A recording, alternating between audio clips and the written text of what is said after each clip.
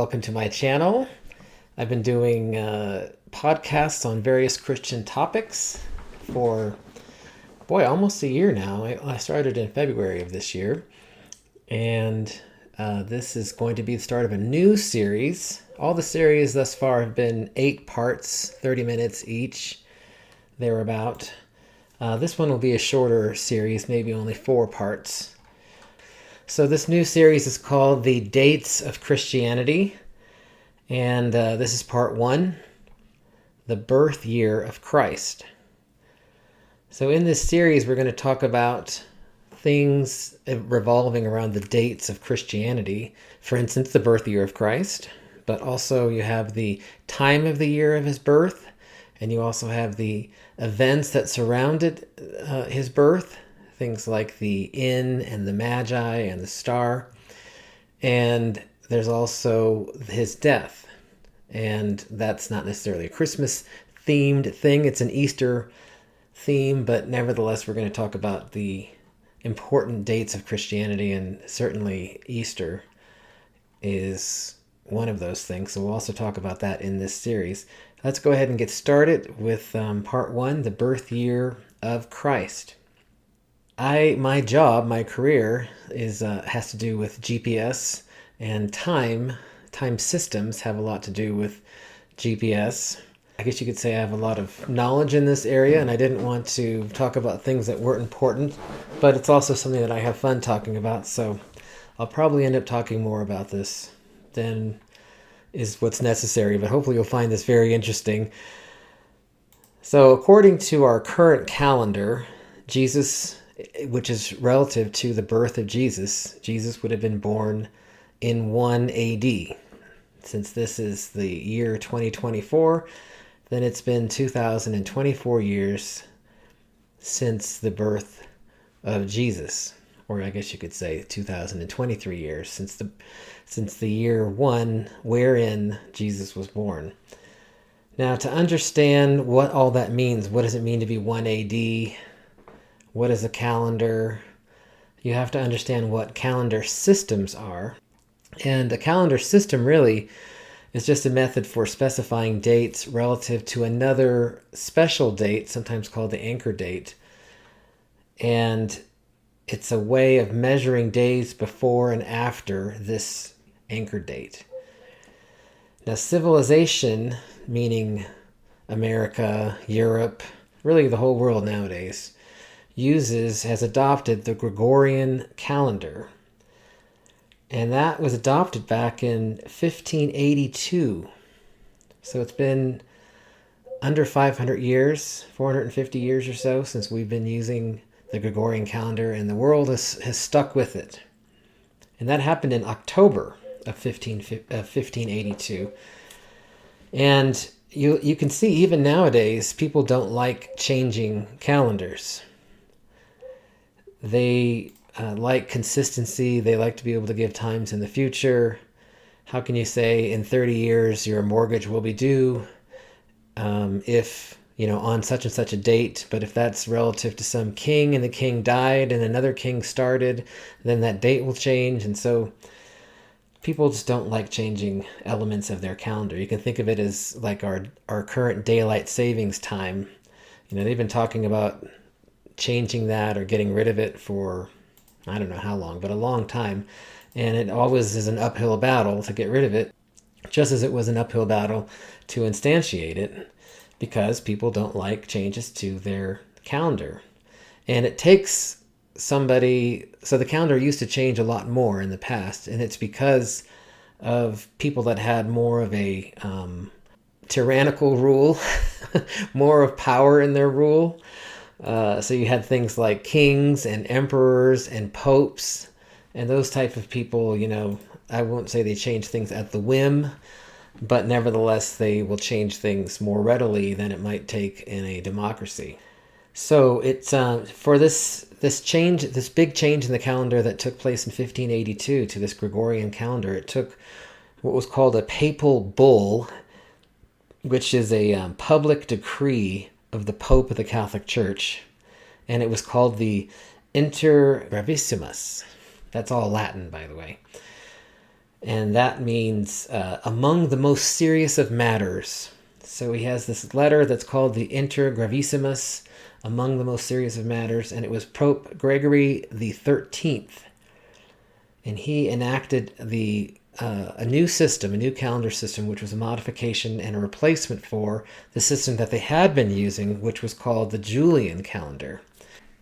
Among other things, what this change did was it removed 10 days of drift, or it leapt over those 10 days, so that the vernal equinox, which is the spring equinox, would have occurred on March 21st, which it still does, and that's because of this system that was decreed.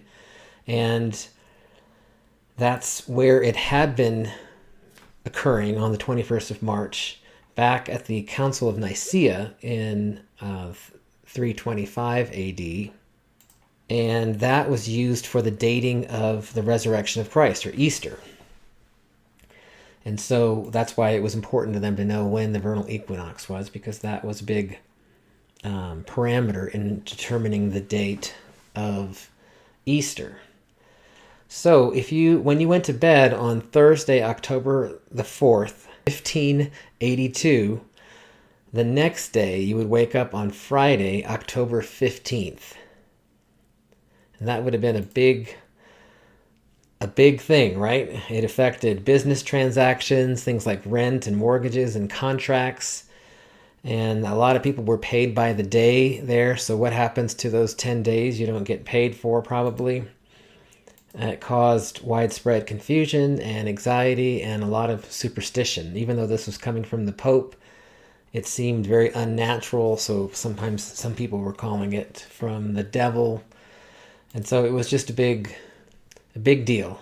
But Pope Gregory really thought it was important to get things back on track, especially for things like farming, that you want to know when to plant and when to harvest. And if that date is constantly changing, it can be confusing for that.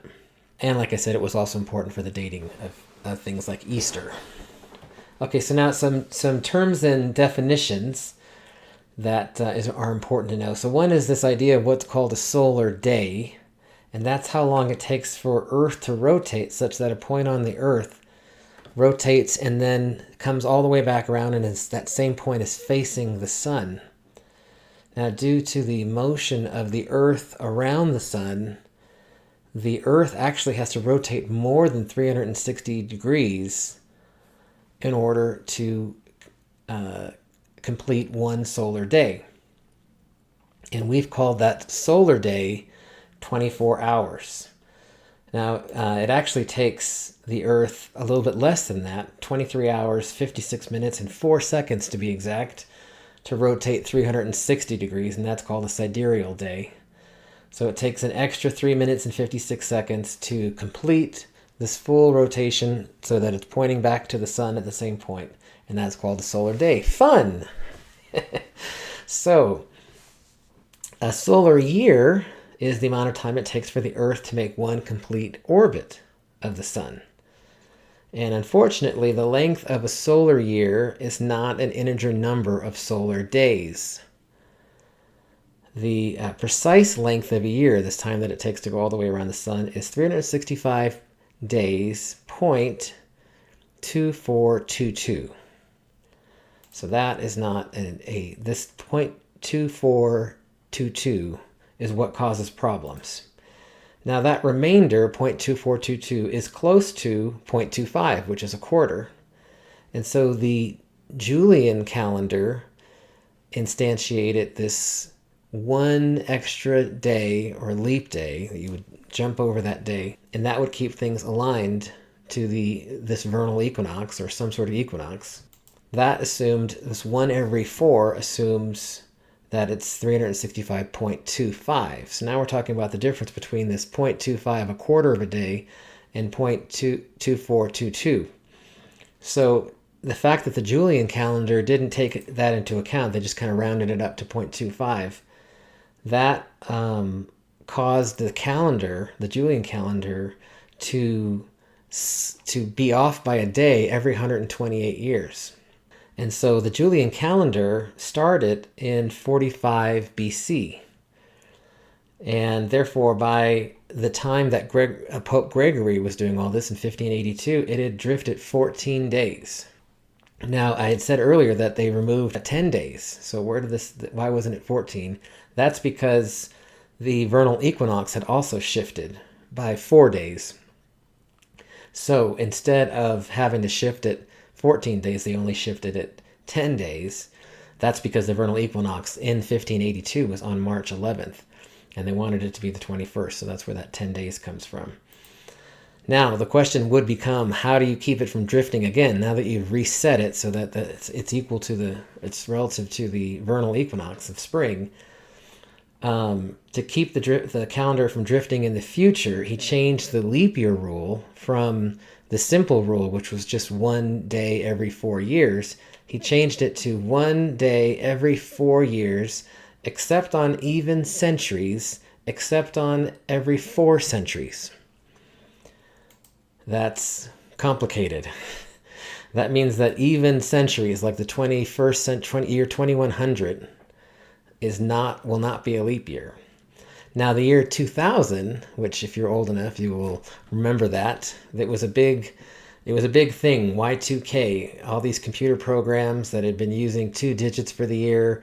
It was going to go from 1999, the year 99 in that calendar system, 2-digit calendar system, back to 0, and that could cause huge problems. So they spent millions and millions of dollars in the years before the year 2000 trying to change the software so that it would work for this.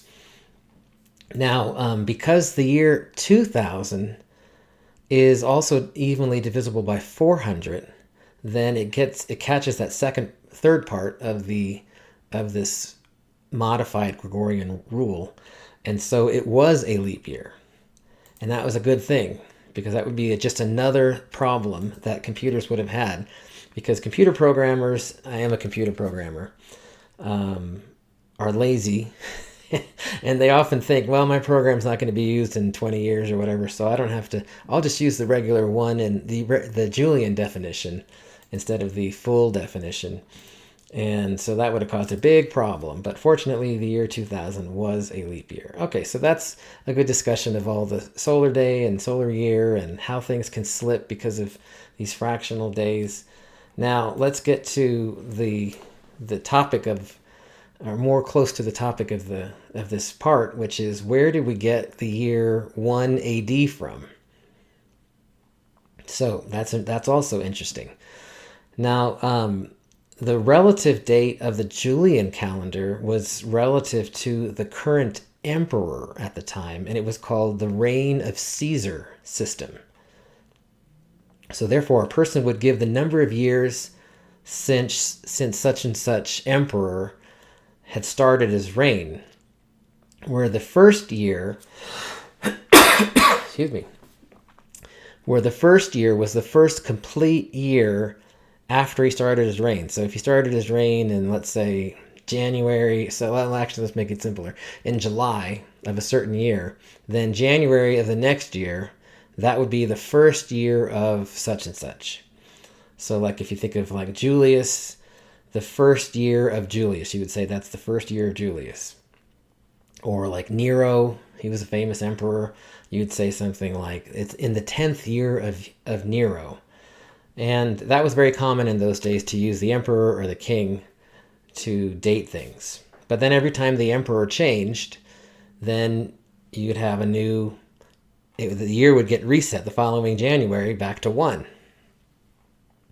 And that can be a problem. Again, people don't like changes to their calendar. Now, this system of the year constantly resetting when a new emperor came into place stopped during the reign of after the reign of Emperor Diocletian. And he reigned from the year 284 to 305 AD. And it stopped with him because he divided the territory of Rome, Empire of Rome, into 4 different sub-empires. And that reduced this power I was talking about. It takes a lot of power to make an edict, like I'm going to change the calendar kind of a thing. And so that changed that. And also one of the, not the next one, but the next to next emperor was Constantine the First of the western part of the empire. And that, excuse me, and that we learned in the church series that I did in part 4, that Constantine became a Christian in 313 AD, and he legalized Christianity in 313 AD. Before that, it had been not a recognized religion of the state. And once Constantine recognized that, then now you have a focus on Jesus Christ as God, a God-man, rather than on secular leaders. And so a universal dating system would be better to align with Christian theology. So rather than starting a new year every emperor, he just dropped the name Diocletian. So rather than saying in the 50th year of Diocletian, he just got rid of the Diocletian and started from the beginning of Diocletian's reign in 284 AD. That was year 1 of Diocletian. And they just kept on increasing it even when an emperor died. It just kept on going up by 1 every year. Now, a Christ-centered calendar would take some time to arise. And in the year 241, in the Roman calendar that was based on Diocletian, so 241 years after Diocletian, that's equal to year 525 AD. So during the 6th century, Pope John I tapped on the shoulder of Dionysius Exiguus. He was a Catholic monk, and maybe he was good with dates or math or something. I'm not sure why the Pope chose him. But he said, can you please create a new calendar and a new, better method for calculating the date of Easter? And note that the date of the resurrection of Christ was what was important to the people back then, not the date of his birth. And so, and that was true ever since really the death of Christ, that they were celebrating, or they would look forward to the anniversary of Jesus' resurrection. Now, if you think about Easter, though, this date of the resurrection, mostly you just care about the day of the year. Like, is it going to be on March 22nd this year? Or is it going to be on March 28th this year, or something like that? You don't actually care as much about the actual year of the, like 241 or 450 or whatever. You don't really care that much about it. And so Dionysius was mostly concerned about this dating of Easter, but he, because of all that importance with Easter and not caring about the day, he decided to make the day of Jesus' birth, when God had come to earth, as the date of when that the calendar would be relative to. And he called that system Anno Domini, which is Latin for the year of our Lord. Now, how did he make it 1 AD, the Jesus' birth? So he used Luke 3:1, which says, in the 15th year of the reign of Tiberius Caesar. Okay, again, that's the Roman Julian calendar, where it was dated by the years within the current emperor. So it's the 15th year of the reign of Tiberius. That's when Jesus was started his ministry. Because in Luke 3:23 it says, Jesus himself was about 30 years old when he began his ministry. Now he dated the year 1 of Tiberius, which would have started, he started in September of year 14. So year 1, 14 AD. So that would have been 15 AD would have been year 1. And therefore the 30th, or his 15th year, Tiberius's 15th year, you subtract 30 from that, and that's how you get 1 AD. Okay. And you can get that, by the way, by they did keep really good track of what day of the year a emperor started and how long that emperor, when he died or when he retired from being the emperor. Usually it was when he died, and often when he was killed. They did keep good records of that. So he was able to work back from this number of years within Diocletian. He was able to work back and say how many years before Diocletian did that occur, and we're going to start our calendar there. And that is how he came up with the fact that when he was doing this, it would have been the 525th year AD. So that's what he declared. And also just note that there was no 0 BC AD. So it goes from 1 BC to 1 AD. There's no 0. People back then didn't like zeros, and I don't know if they like zeros nowadays either. Now, so Diocletian did this in the 6th century, and it didn't really get used, though, until this guy named Bede the Venerable, an English monk in the 8th century, he liked Dionysius' AD, Anno Domini calendar, and so he he made it popular in England. Excuse me. And then that took, then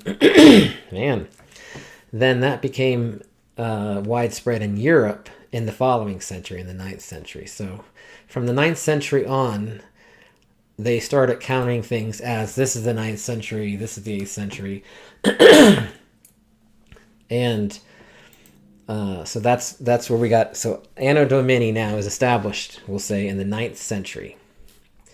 And then we know that because of the Julian calendar not taking effect for that fraction of a day, that by the time 1582 came around, they needed to adjust it. And now you've got our current system. Now, so that's where the 1 AD came from. But perhaps you've heard that most theologians think that Jesus wasn't born in 1 AD, that he was actually born somewhere between 4 AD and, 4 BC and 8 BC, or you could say it from 8 BC to 4 BC. So that's like 8 to 4 years before the first 1 AD. Excuse me. Now, where do they get that from? So it has to do with dating relative to the other absolute time system which is given in the scriptures, and that has to do with the reign of Herod the Great. Now, Herod the Great died in 4 BC using the Gregorian calendar. And Herod was definitely alive when Jesus was born. So according to, if you look in Matthew chapter 2, in verse 1, it says, after Jesus was born in Bethlehem in Judea, starting during the time of King Herod. So because this was a Jewish calendar, and Matthew was more concerned, was writing his gospel to the Jews, he didn't make it relative to a Roman emperor like Tiberius, like Luke did. He made it relative to King Herod. He didn't say the year within Herod, but he did say it was during the life of King Herod. Okay, so then in Matthew chapter 2, verse 7, it says, then Herod called the Magi. Remember, the Magi came around and secretly found out from them the exact time the star had appeared. And you should also note that the Magi didn't get to Jesus at his birth. Of course, the nativity scene always shows them in a stable with the cow there and the sheep and the manger with little baby Jesus in there. And then also these 3 Magi, which we'll talk about next week. But they didn't get there that night. They got there afterwards. And Herod tried to use them to get to Jesus because he didn't want somebody else to be claiming to be a king. He was the king. Kings don't like that. And so he told the Magi, hey, go and find Jesus and come back to me and tell me where he is so that I can worship him. But he was lying. In verse 16, it says, when Herod realized that he had been outwitted by the Magi, he was furious and gave orders to kill all the boys in Bethlehem and its vicinity who were 2 years old and under. So the Magi figured out that they shouldn't go back to Herod, and so they didn't go back to Herod and tell him where Jesus was. And the angel told Joseph to flee to Egypt, and so they were able to avoid Jesus being killed by this Herodian edict to kill all of the babies in Bethlehem. I mean, it sounds crazy that a king could have that kind of power, but they were dictators and had a lot of tyranny back then. And so he gave this order, and the soldiers just followed it, and they killed 2 years and old and under. And so depending on when the Magi came, and depending on when Herod died, you can see in Matthew chapter 2, verse 19, it says, after Herod died, an angel of the Lord appeared to Joseph in a dream. He appeared in a dream to Joseph in Egypt and said, okay, it's time to come back. It's okay to come back. So dating things relative to that is where they get this 8 to 4 BC time period. Now, this discrepancy between the Tiberius relative date of Jesus' ministry and Herod the Great's death in 4 BC has been a long-standing issue in biblical chronology. And theologians and historians have proposed several ways to reconcile this apparent contradiction. But there's not really a universally accepted method, and that's why you have this range now that's from 8 to 4 BC. Now, we talked about Herod's death being in 4 BC. That's in Matthew, that he was born during the reign of Herod the Great. And using historical sources like Josephus in his book Antiquities, that is where they get this date of Herod's death in 4 BC. So if that was wrong, then that could rectify this difference between Tiberius and Herod's death.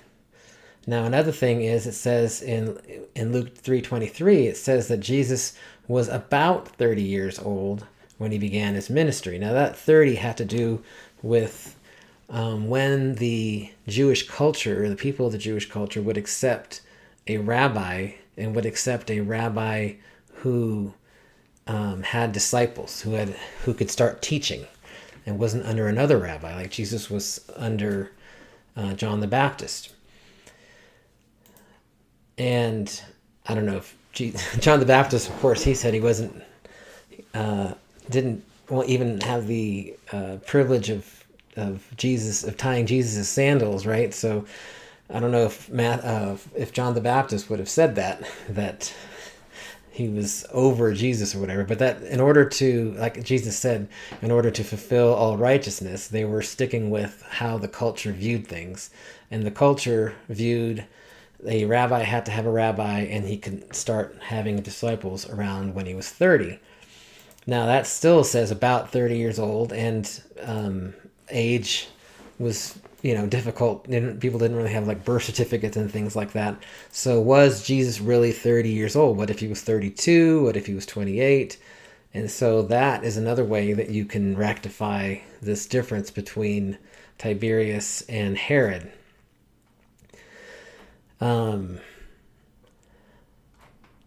Okay, so then I'm just looking through these different ways of how they rectified this. There's I mean, that's what the theologians do, right? They come up with all this information and debate about it. So kind of in the end, to rectify these things, or kind of to agree to disagree, Theologians argue that the gospel writers were more concerned with theological truths than strict historical precision. And I think that's true. I don't think the writers of the gospels were like, okay, in 2,000 years or in 1,000 years, it's going to be really important to know when Jesus was born and when he died. So let's write these gospels and make sure that we get these dates right. We're the closest to Jesus' birth and death, and so we have the best chance of getting this right. Even if they had that thought, maybe the Spirit gave them that thought or something, it would still be difficult in these kind of loosey-goosey emperor-related time periods to even specify it specifically there. But nevertheless, they didn't really care that much. What was more important was that God had been born and as a man and then started his ministry when he was 30. So hopefully you find that interesting. I found it very interesting. Of course, I had to go through a lot more facts and information than what I presented. I'm trying to present a summary. But that is how theologians and historians have come up with the date of 8 to 4 BC for the birth year of Jesus.